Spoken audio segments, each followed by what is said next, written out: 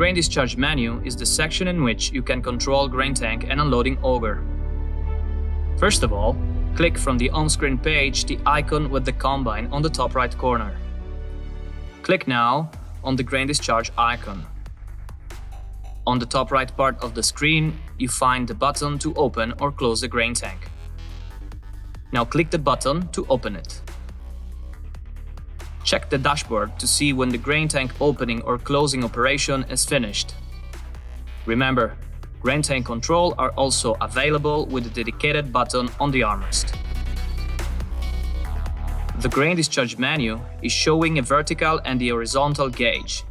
The second one only if your ideal is equipped with a foldable auger. They both refer to the unloading auger control. Tap the button on the right to open or close the foldable part. The horizontal gauge shows you the running process. Remember, the unloading auger won't open if the foldable part is not extended.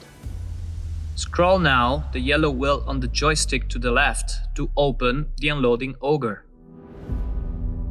You can check the opening and closing process of the auger looking at the dashboard or in the terminal screen. From there, the vertical gauge shows you the ongoing process. Once you're ready to unload, push once the yellow scroll wheel on the joystick to trigger the unloading process. Eventually, while unloading, you can adjust the auger angle scrolling the wheel on the joystick.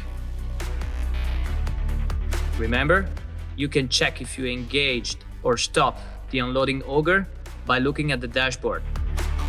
4 yellow bullets will appear while the auger is running. Push again the yellow scroll wheel on the joystick once the unload has ended. To close the unloading auger, just scroll the wheel to the right.